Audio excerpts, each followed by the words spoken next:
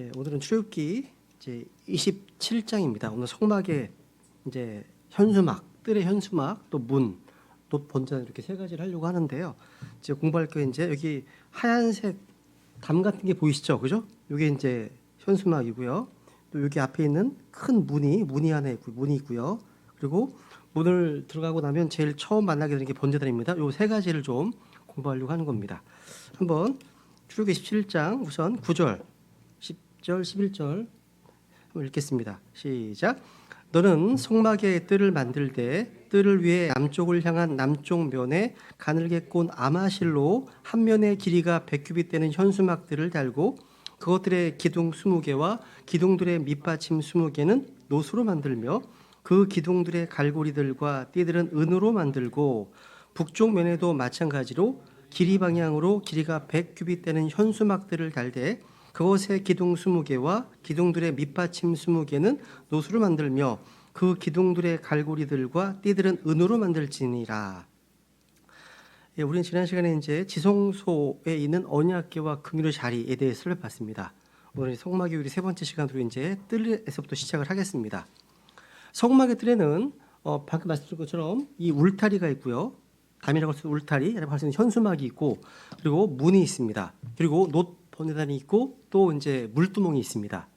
그래서 우리가 방금 이 말씀은요, 성막의 그 담, 뜰에 대한 것으로 성막의 뜰을 이루는 이제 기둥이 이게 나는 것처럼 기둥이요 남쪽으로 보시면 여기 보시면 여기가 이제 동쪽이면 동서남북이죠. 여기 남쪽과 북쪽에 이런 기둥들이 20개 있습니다. 여기도 20개 있고요. 여기는 이제 10개. 그러니까 동쪽과 서쪽은 10개씩 있고요. 북쪽과 남쪽에는 20개씩 있는 거예요. 이 60개의 기둥이 성막의 어떤 그 현수막, 담의 골격을 이루고 있는 거죠. 또 이 기둥들을 둘러싸고 있는 현수막은 아마실로 되어 있습니다. 아마실. 이 현수막이 성막의 울타리를 구성하고 있습니다. 그리고 이제 크기가 이제 남쪽과 북쪽은 100규빗. 그러니까 한 규빗을 이제 50cm로 잡으면 한 50m 되겠죠, 그죠? 여기 50m, 여기 50m. 그리고 동쪽과 서쪽은 50규빗이니까 25m가 되는 거예요. 그리고 이제 높이가 5규빗입니다. 그러니까 2.5m죠. 그러니까 이제 안 보이는 거죠, 그죠? 안에가 안 보이겠죠, 그죠? 그래서 이것이 성막을 둘러싸고 있는 뜰의 현수막의 크기예요. 이 현수막은요, 하나님과 세상, 또 거룩하신 하나님과 우리 인간 사이를 구분짓는 곳입니다. 그래서 아마실로 만들어졌는데 출애굽기 19장에 보시면 모세가 시내에서 율법을 받습니다. 그리고 나서 이 성막의 양식을 하늘에 보여주신 양식대로 만듭니다. 그러니까 먼저 율법을 주시고 그다음에 성막을 계시해 주셨어요. 율법에는 하라고 하는 명령이 248가지가 되고요. 하지 말라 이 명령이 365가지입니다. 그러니까 총 613가지로 되어 있죠. 이 많은 율법을 지킬 수가 없기 때문에 계속 짐승의 피로 죄의 사면을 받아야 했습니다. 즉 율법으로 정죄받은 이들이 양이나 염소와 같은 희생 헌물을 가지고 와서 이제 안수하고 죄를 전가한 후에 잡아서 피를 뿌리고 죄를 용서받는 곳이 바로 성막 안 뜰에서 행해지는 거죠. 이렇게 이제 성막의 울타리는요, 아마실로 만들어진 현수막이었습니다. 밖의 세상과 완전히 구별되어서 이 성막 안은 거룩하신 하나님, 영광스러운 하나님께서 자신의 백성들에게 말씀을 주시고 또 진리를 계시하시고 죄를 용서하시고 만나주시는 그런 거룩한 성소가 되는 겁니다. 그래서 성경에서 이 아마실은요, 성소와 지성소를 나누는 그 휘장을 만드는 데 사용되었고 또 대지 사용되어 있는 옷에도 또 이제 옷을 만드는 데 사용되기도 했습니다. 우선 보세요. 아마실 계시록 19장에 보시면 아마폴은 성경에서 의를 가리키는데요. 한번 읽어볼까요? 계시록 19장 이제 6절부터 8절까지. 이게 이제 앞에 PPT가 있으니까요. 한 번씩 돌아가면서 읽겠습니다. 저희 교회 이렇게 하거든요. 항상 낭독하게 합니다. 졸 수가 없어요. 긴장을 해야 되기 때문에. 그래서 자매님부터 이렇게 읽겠습니다. 네. 또 내가 들으니 큰 무리의 소리 같기도 하고 맑은 물들의 소리 같기도 하며 우렁찬 천둥들의 소리 같기도 한 음성이 이르되 할렐루야 주 하나님 곧 전능하신 분께서 통치하시느로다. 와, 지금 어린 양의 혼인 잔치를 지금 말씀하시는 거거든요. 그다음 보세요. 그다음 9절, 7절, 8절. 우리가 즐거워하고 기뻐하며 그분께 존귀를 돌릴지니 어린 양의 혼인잔치가 이르렀고 그분의 아내가 자신을 예비하였도다. 또 그녀가 깨끗하고 희고 고운 암마포 옷을 차려 계속 입도록 허락하셨는데 그 고운 암마포는 성도들의 의니라 하더라.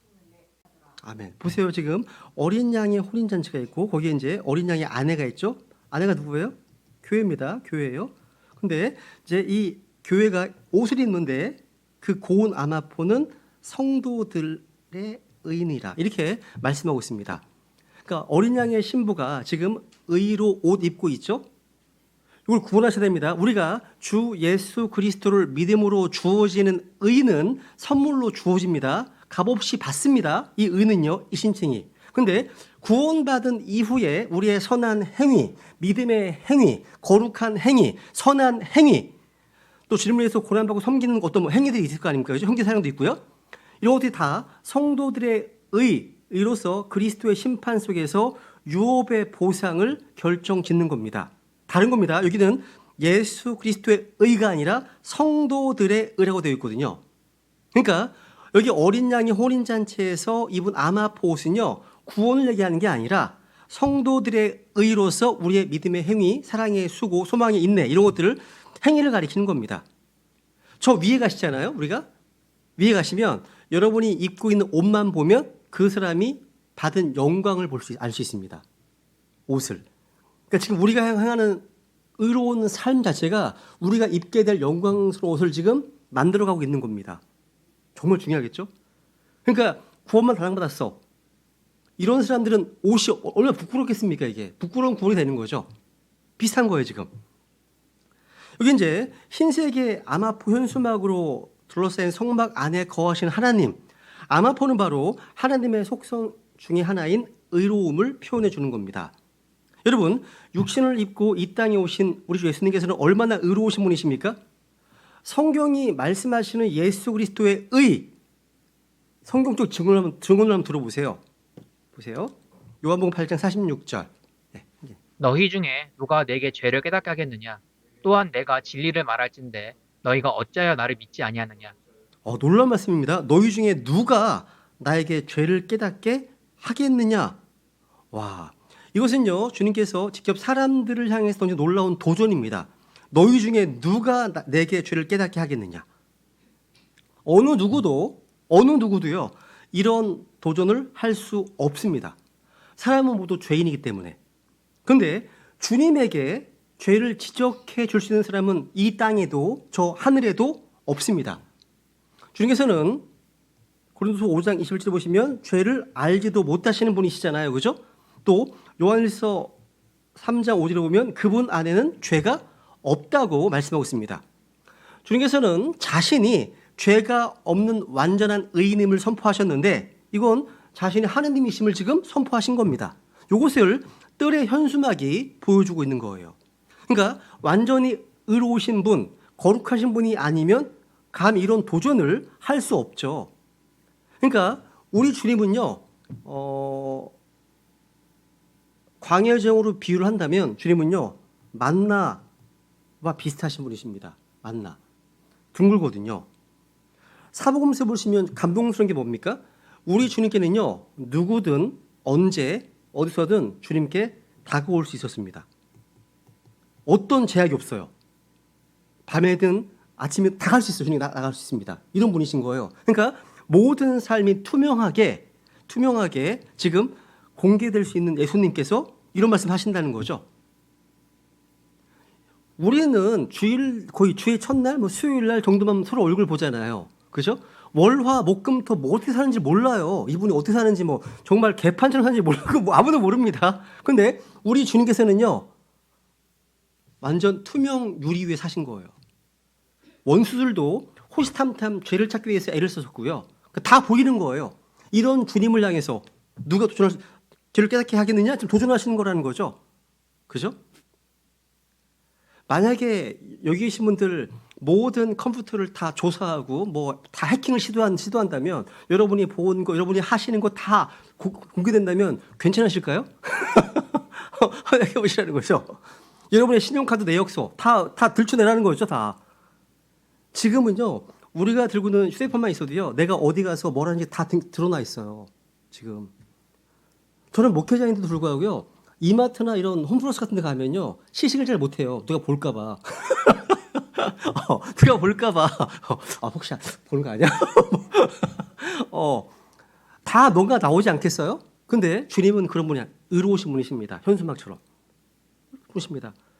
또 볼게요, 한번. 히브리서 7장. 요한복음도 로마 빌라도의 증언도 볼게요. 요번 18장 38절. 빌라도가 그분께 이르되 진리가 무엇이냐 하더라. 그가 이 말을 하고 다시 유대인들에게로 나가 그들에게 이르되 나는 그에게서 아무 잘못도 찾지 못하노라. 와, 빌라도가 고백하는 겁니다. 주님을 향해서 나는 그에게서 아무 잘못도 찾지 못하노라. 그러니까 빌라도는요, 예수님을 재판하면서 3번에 걸쳐서 예수님의 그 무죄를 선언했습니다. 근데 나중 결과는 어떻습니까? 이스라엘의 종교 지도자들과 어떤 그 민중들의 요구를 그대로 수용해서 주님을 십자가에 죽도록 내어주고 말았습니다. 빌라도는 예수님의 무죄함을 알면서도 공의롭게 법대로 집행하지 않았고요. 사람들을 두려움으로 인해서 무죄한 자를 사형에 처하도록 명해버렸습니다. 이게 정치인들입니다. 정치인들의 얘기예요. 그죠? 히브리서 기도 볼게요 한번. 히브리서 7장 26절. 이러한 대제사장께서는 우리에게 합당한 분이셨으니 곧 그분은 거룩하시고 해가 없으시고 더러움이 없으시고 죄인들로부터 분리되시고 하늘들보다 더 높이 되셨느니라. 여러분, 우리에게는 대제사장은요 어떤 분이십니까? 5가지 특징이 나오죠. 그분은 거룩하시고요, 해가 없으시고요, 더러움이 없으시고요, 죄인들로부터 분리되시는 분이시고요, 하늘보다 더 높이 되셨습니다. 성경은 처음부터 끝까지 아마포 현수막이 상징하는 예수 그리스도의 의에 대해서 이렇게 말씀하고 있습니다. 그래서 아마포 현수막의 역할 2가지 역할을 합니다. 첫 번째는 성막의 벽 역할을 해서 외부의 적군을 막습니다.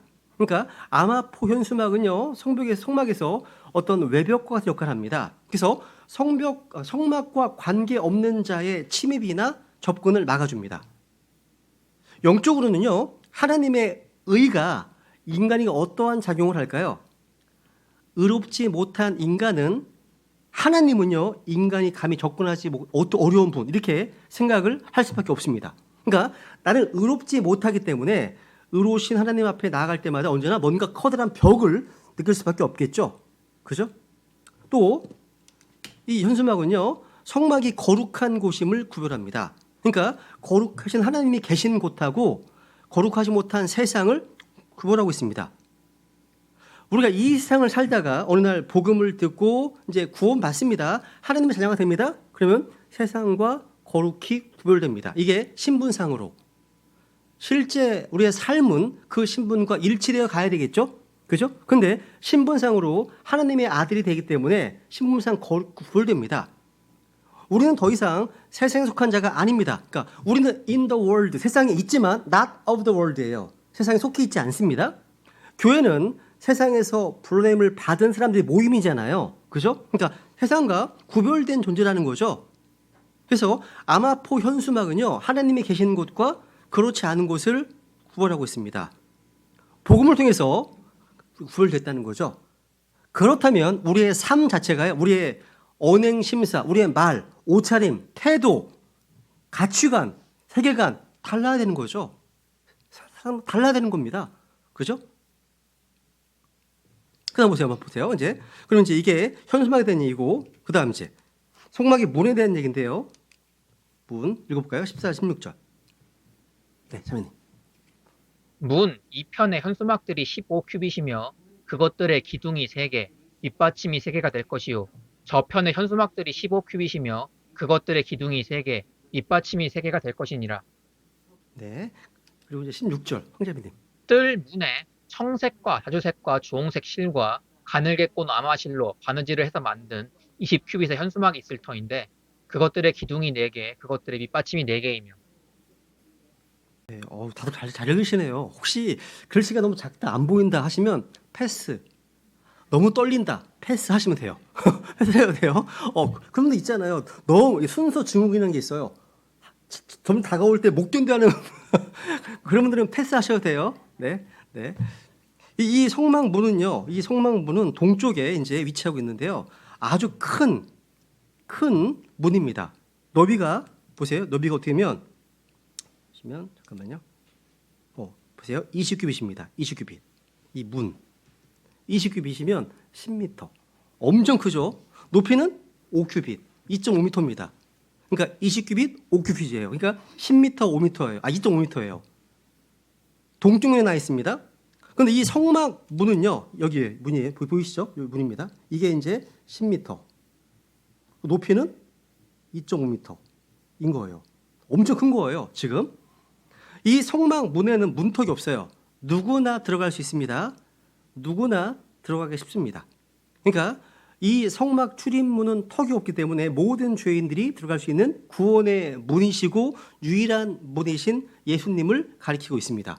그러니까 예수님을 통해서 하나님께로 나아가는 문은 크고 넓고 문턱이 없습니다. 활짝 열어놓으신 은혜의 문인 거죠. 그죠? 이스라엘 백성들이 죄의 사면을 받기 위해서 오직 성막의 하나뿐인 문을 꼭 들어가 했던 것처럼 이 땅에 있는 모든 죄인은 오직 예수 그리스도의 십자가 대속의 피를 통해서만 구원받게 됩니다. 예수님은 I am the door, 내가 곧 그 문이라고 하셨죠. 그 문이라 하셨습니다. 예수님은 우리의 유일한 구원의 문이십니다. 이 문은 유일무이합니다. 하나밖에 없습니다. 하나밖에 없습니다. 그래서 종관사 너가 있잖아요. 네 노어 그러면 이 너는 뭐예요? 유일한 겁니다. 절대적인 겁니다. 하나밖에 없는 거예요. 유일한 문인 거예요. 근데 누구에게나 지금 열려 있어요. 열려 있습니다. 그래서 누구든지 이 문 안으로 들어가기만 하면 구원받습니다. 내가 곧 그 문이다. 오늘날 얼마나 많은 사람들이요 예수 그리스도 없이 하나님께로 갈 수 있다고 생각합니까? 뭐로 가도 설명하면 된다. 이런 식의 생각이 구원에 적용되고 있습니다. 근데 절대로 아닙니다. 성경에 독단적인 선언을 보세요 한번. 이거 타협의 여지가 없습니다. 본질의 문제예요. 본질을 보시면 요한복음 14장 6절 은철. 예수님께서 그에게 이르시되 내가 곧 길이요 진리요 생명이니 나를 통하지 않고는 아무도 아버지께 오지 못하느니라. 와, 타협의 여지가 없죠? 내가 곧 길이요 진리요 생명이니. 와, the way예요, the way. 그죠? 유일한 길이죠. 그죠? 유일한 길입니다. 하나밖에 없습니다. 이야. 또 보세요. 사도행전 4장 12절. 자매님. 다른 사람 안에는 구원이 없나니 하늘 아래에서 우리를 구원할 다른 이름을 사람들 가운데 주지 아니하셨느니라 하였더라. 야, 오직 우리는 예수님의 이름으로만 구원받게 됩니다. 반드시. 그죠? 예수님이 구원의 유일한 문이십니다. 우리 크리스천들은요. 이러한 말씀을 믿고 선포하시잖아요. 선포하십니다. 그런데 세상 사람들은 바로 이런 것 때문에 독선주의니 배타주의니 하면서 우리 크리스천들, 우리 성경 신자들을 비방합니다. 그죠? 그러니까 그들 생각에는요. 종교다원주의가 말하는 것처럼 이 종교에도 구원이 있고 저 종교에도 구원이 있다. 불교에도 이슬람교에도 뭐 다른 있다고 얘기하는 겁니다. 그래서 어느 종교를 믿든 간에 그 종교를 통해서 구원을 받을 수 있다라고 가르치면 좋겠는데 우리가 선포하는 복음은 유달리 다른 종교를 배척하고 오직 예수님만 구원자라고 주장하니까 독선이라고 하는 겁니다. 그래서 지성인들 가운데 이런 독선이 싫어서 나 믿지 않겠다 하는 사람들이 많습니다. 이들은 기독교는 너무 배타적인 것 같다. 다른 종교, 다른 종파를 존중할 줄 알아야 하는데 내 종교, 내 종파도 존중받는다는 것은 상식이 아닌가 뭐 이렇게 얘기를 합니다. 그러니까 이웃을 사랑하는 사랑하는 말씀이 있잖아요. 그 이웃에 왜 이웃 종교는 없냐? 그러면서 기독교 특유의 어떤 종교 이기주의를 이해할 수 없다 이렇게 얘기하는 겁니다. 근데 여러분 우리가요 사랑하고 존중하는 것하고 진리를 선포하는 것을 분명히 구분해야 됩니다. 왜냐하면 보세요. 이거 조심하셔야 됩니다. 이거 찾아볼까요? 찾아보세요. 베드로전서 2장입니다. 베드로전서 2장 17절. 이거 하나만 찾기. 베드로전서 2장 17절 보세요. 베드로전서 2장 17절. 제가 읽겠습니다. 베드로전서 2장 17절. 모든 사람을 존경하며 형제들을 사랑하고 하나님을 두려워하며 왕을 존경하라. 하나님의 명령입니다. 주님께서는요 모든 사람을 어떻게 하라고요? 존경하라고 말씀하십니다. 그렇다면 우리가 타 종교인들을 볼 때 그들을 무시해서는 안 됩니다. 그들을 경멸해서도 안 되는 겁니다. 그들 또한 하나님의 형상으로 지음받은 존재이기 때문에, 또 비록 아주 악한 죄인들이라 할지라도 그들 또한 하나님께서 피를 흘리고 죽으셨기 때문입니다. 그리고 여기 보시면 왕을 존경하라. Honor the king. 이 당시 왕은 사악한 네로 왕이었습니다. 로마의 폭군으로 유명하죠. 바울도 죽였고 수많은 크리스찬들을 죽인 네로를 존경하라 하는 겁니다. 존경해야 됩니다. 하나님의 명령이니까. 우리나라 대통령을 위시해서 위정자들을 존경하라는 것이 하나님의 말씀입니다. 대통령이 내가 원하는 대통령이든 아니든 보수이든 진보든 할 것 없이 존경하라는 거예요. 제 얘기가 아닙니다. 하나님의 말씀이잖아요. 대통령과 왕이 존경할 만한 인품과 역량이 있어서 존경하라는 게 아니죠. 하느님이 세우신 권력이기 때문에 존경하라는 거예요. 그겁니다. 다만 그들을 존중하는 것하고 진리를 선포하는 것을 혼동해서는 안 된다는 거죠. 우리는 다른 종교의 지도자들을 존중합니다. 우리는 불교를 믿는 사람들 사랑합니다. 왜? 또 각 종교의 나름대로 진리가 있다는 것도 수긍합니다. 왜? 불교는 전도세상을 갖고 유교는요 잠언에서 잠언을 카피했거든요. 그죠? 근데 우리가 하나님께서 우리에게 주신 구원의 길은 하나밖에 없죠. 이건 제가 지어낸 게 아닙니다. 하나님의 말씀이잖아요. 그러니까 이웃 종교를 사랑하고 존중해야 하지 않느냐, 이런 값싼 어떤 이론 때문에 진주와 같은 그리스도의 복음을 돼지에게 던질 수 없는 거죠. 그러니까 서로 존중하면서 사랑하라, 이런 명분 때문에 당신 아내가 내 아내고 내가 당신 아내야, 서로 용납하고 관용하며 살자, 이렇게 말하는 사람 아무도 없잖아요. 그러니까 그렇게 중요한 것을 뭐 사랑한다, 존중한다, 관용한다는 말 때문에 뒤죽박죽으로 만드는 바보 같은 짓은 아무도 하지 않습니다. 진리는 하나밖에 없죠. 그죠? 정답은 하나밖에 없습니다. 예수님께서 구원의 길이라고 말씀하신 이유가 여기 있는 거예요. 몇 년 전에요, 성탄절에 불교 방송에서 아나운서가 그랬습니다. 이 세계의 4대 성인 가운데 한 분이신 예수가 탄생하셨을 축하합니다라고 불교에서 축하 방송을 했거든요. 근데 그 말에 감동받은 카톨릭 신부가 요란스럽게 감사의 답례를 했습니다.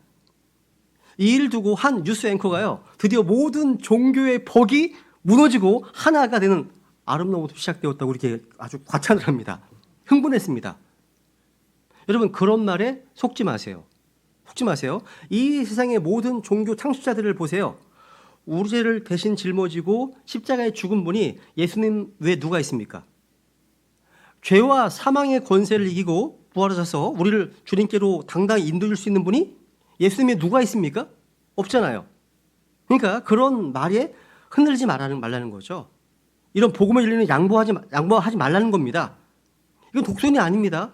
바른 진리를 얘기하는 거잖아요. 그죠? 요한복음 10장에 보면요, 10장 8절 보면 주님께서 나보다 먼저 온 자는 도둑이요 강도다 말씀하셨습니다. 예수님보다 먼저 온 자들이 있대요. 도둑, 강도랍니다. 여기에 누가 있습니까? 중국의 공자, 불교의 고타마 시타르타, 불교, 또 그리스의 소크라테스, 플라톤과 같은 철학자들 다 포함됩니다. 그러니까 이들은 구원의 진리가 아닌 것들을 진리처럼 가르친 도둑들이고 강도들이라고 할 수 있습니다. 그러니까 주님보다 먼저 온 수많은 종교 창시자들은요, 사람들에게는 칭송을 받지만 주님께서는 그들이 도적이라고 강도라고 말씀하십니다. 제 얘기가 아니에요. 노아의 방주에 문은 몇 개 있었죠? 하나밖에 없었습니다. 그 문이야말로 노아 시대에 살던 모든 사람들의 구원과 멸망을 결정짓는 문이었습니다. 구원의 문이었죠? 그러니까 노아 시대 사람들에게는 이렇게 물 수밖에 없는 거죠. 그죠? 뭐예요? 당신은 방주 안에 있습니까? 방주 바깥에 있습니까? 여기에 구원이 결정됩니다. 지금 이 시대는요, 당신은 그리스도 안에 있습니까? 그리스도 밖에 있습니까? 이거에 따라서 구원이 결정되지 않습니까? 하나밖에 없는 거예요. 하나밖에. 보세요. 또 성막에 보시면요, 성막에 문이 있고 뜰의 문이죠. 뜰의 문이 있고 성소에도 문이 있습니다. 요거를 좀 비교해 봐야 돼요. 우리가 구원을 받으려면 성막의 아름답고 큰 문이죠. 20큐빗. 커다란 문을 통과해서 나가야 합니다. 그죠? 그래서 이 문을 통과 들어가야지 이제 구원을 받습니다. 그런데 구원받아서 이제 하나님 앞에 제사장이 된 우리는 성수의 문을 통과해 들어가서 이제 하나님을 섬기게 됩니다. 그런데 성막의 문보다 성수의 문이 더 작습니다. 상당히 좁아요. 무슨 얘기입니까? 섬김의 문은 구원의 문보다 상당히 좁습니다. 왜? 더 적은 무리만 섬기기 때문에. 구원받은 모든 사람 다 섬깁니까? 그죠? 아니죠.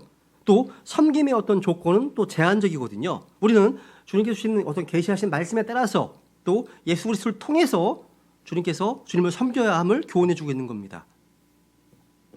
보세요. 에베소서 20절. 네. 모든 일로 인해 우리 주 예수 그리스도의 이름으로 항상 아버지 하나님께 감사하고. 자, 우리 주 예수 그리스도의 이름으로 그다음 또 보세요. 이제 히브리 13장 15절. 그러므로 우리가 그분으로 말미암아 계속해서 찬양의 희생을 하나님께 드리자. 그것은 곧 그분의 이름에 감사를 드리는 우리 입술의 열매니라. 아멘. 보세요. 그분으로 말미암아 찬양의 희생을 드리자. 아까는요. 예수 그리스도의 이름으로 하나님께 감사하네요. 또 보세요. 하나 더 볼게요. 베드로서 4장 11절. 차민님. 긴장하고 오셔야 돼. 언제 올지 몰라요. 만일 누구든지 말하려거든 하나님의 말씀을 말하는 것 같이 하고 누구든지 섬기려거든 하나님께 주신 능력으로 하는 것 같이 그 일을 하라. 이것은 모든 일에서 예수 그리스도를 통해 하나님께서 영광을 받게 하려 함이니 그분께 찬양과 통치가 영원 무궁토록 있기를 원하노라. 아멘. 아멘. 이렇게 성경을 낭독하는 게 굉장히 중요해요. 좋습니다. 유대인들은 토라를 할 때 낭독하면서 읽거든요. 우리는 거의 뭐 눈으로 보지 않습니까? 거의? 근데 실제 낭독을 하면서 귀로 들으면서 읽으면 훨씬 좋습니다. 많이 하시면 좋겠어요. 그래서 귀로 들으면서 듣잖아요. 듣고 히어에다 티 붙이면 하트죠. 귀로 듣고 마음으로 오면 구원받습니다. 또 열매를 맺는 거예요. 그죠? 하트 생각하면 좋겠습니다. 그죠? 여기도 보시면 섬길 때도 마찬가지예요. 다 예수 그리스도를 통해서 예수 그리스도의 이름으로 그분을 힘입어서 찬양이든 감사든 섬기는 간에 이게 하나님 받으시는 그런 조건입니다. 여기 성막에는 또 성막문에는 4가지 색상의 화려한 어떤 모습이 나오는데요. 4가지 색상이 소개되어 있습니다. 그 4가지 색상은 청색, 자주색, 주홍색과 흰 아마색입니다. 이 색상들로 성소의 문이 이루어져 있어요. 이 색상들이 주는 의미도 좀 살펴보고 넘어가죠. 우선 청색은 하늘로부터 오신 우리 주님의 신성을 나타내는 색깔입니다. 하늘의 색깔이잖아요. 그죠? 신성. 이걸 이제 4개의 그룹 가운데 하나를 표현하면 독수리입니다. 독수리예요. 이스라엘 백성들은요, 청색을 대할 때마다 하나님이 거하시는 어떤 영광스러운 하늘을 연상했습니다. 그래서 성경에서 청색은요, 예수 그리스도의 주대심, 예수님의 신성을 나타낼 때 사용합니다. 예수님은 하나님이시면서 완전한 또 사람으로 오신 분이십니다. 그러니까 인간이면 동시에 하나님이시죠. 요한복음 1장에 보시면 이 말씀은 하나님이셨습니다. 이 말씀이 육신이 되어 우리 가운데 거하셨습니다. 말씀은 신성으로 수의 하나님인데 육신은 인성이죠. 킹제임스 성경만 이렇게 되어 있습니다. 요한복음 16절, 3장 13절. 네. 하늘에서 내려온 자, 곧 하늘에 있는 사람의 아들 외에는 아무도 하늘에 올라가지 아니하였느니라. 아멘. 보세요. 지금 하늘에서 내려온 자 누구십니까? 예수님이십니다. 예수님께서 이 땅에 계신 때의 모습이거든요. 근데 그분이 현재 하늘에 있대요. 사람의 아들. 킹제임스 성경에만 하늘에 있는 이라는 표현이 여기 기록되어 있습니다. 다른 모든 성경들은 이게 빠져 있어요. 이해가 안 가니까.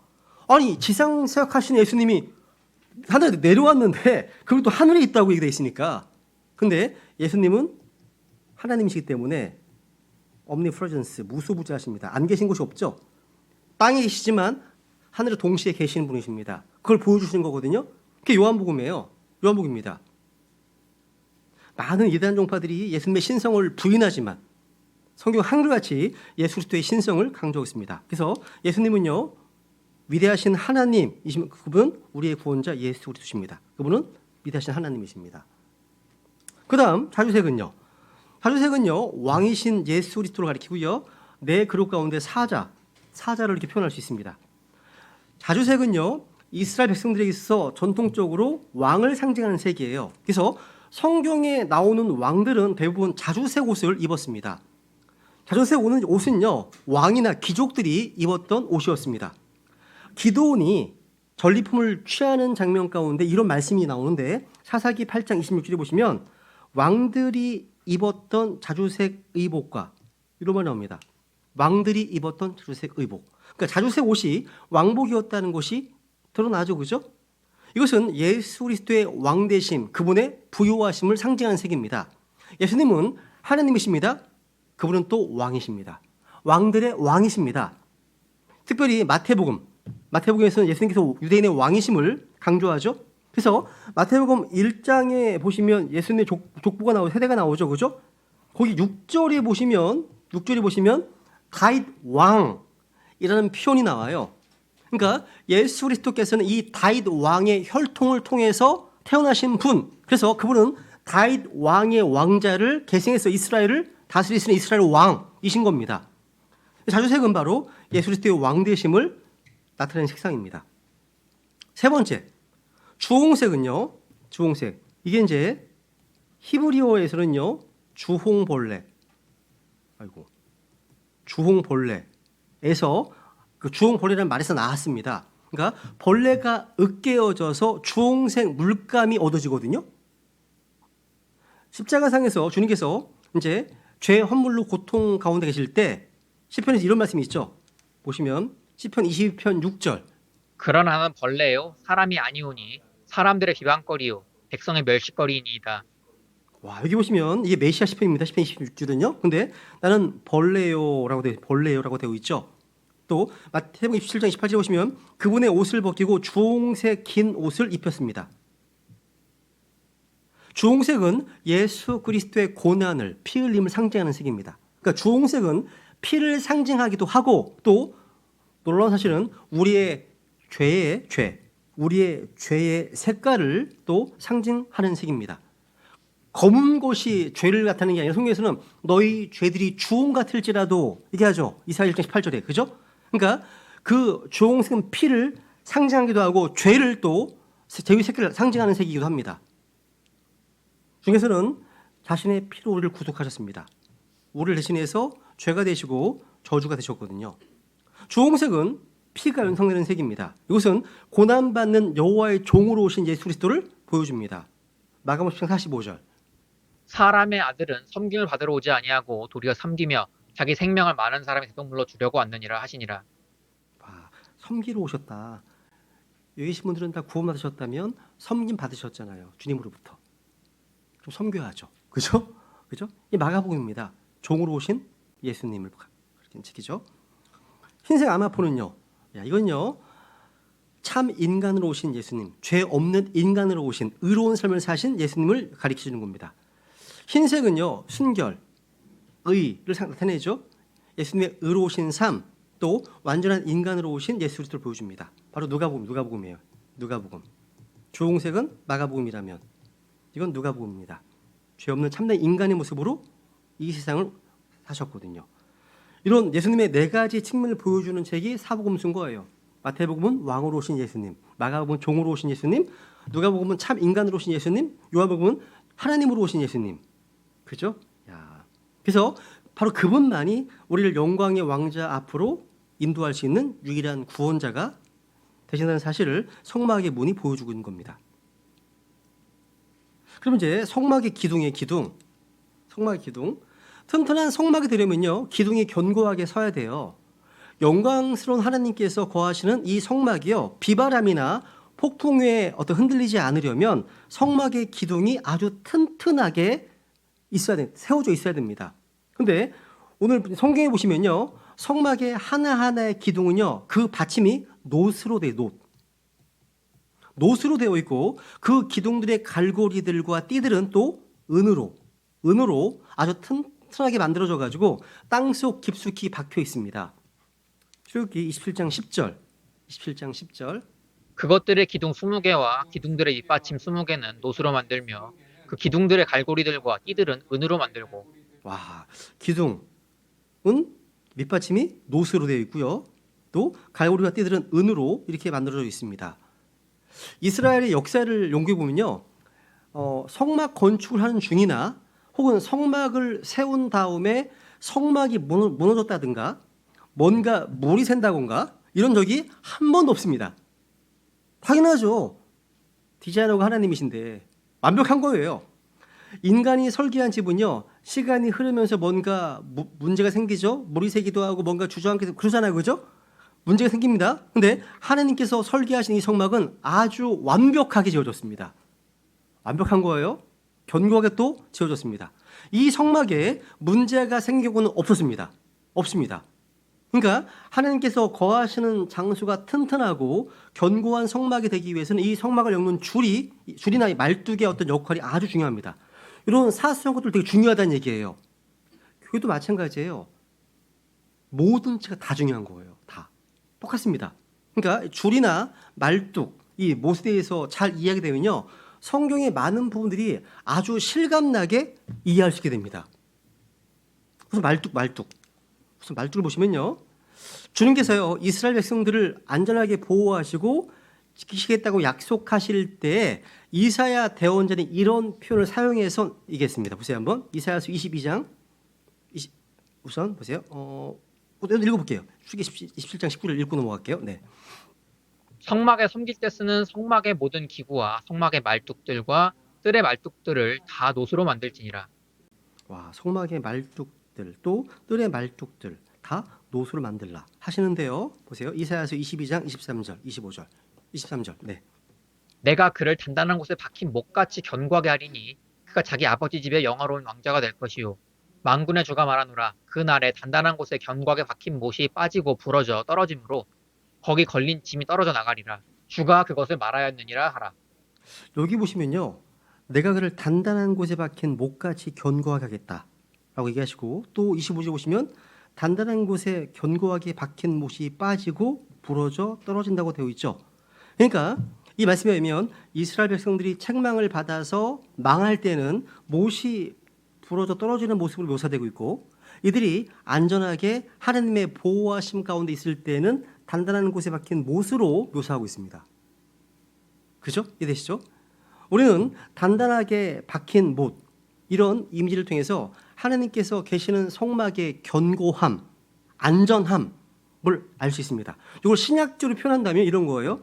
주님께서는요, 우리에게는 이 소망은 혼의 닷과 같다라는 표현이 있어요. 그죠? 또 베드로전서 유다서에 보면 유다서 24절 읽어볼까요? 24절. 이제 능히 너희를 보호하사 넘어지지 아니하게 하시고 넘치는 기쁨으로 자신의 영광이 있는 곳 앞에 흠없이 너희를 계시하시는 분.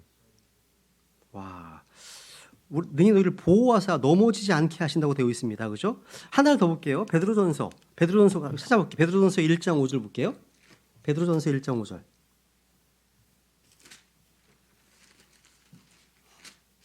베드로전서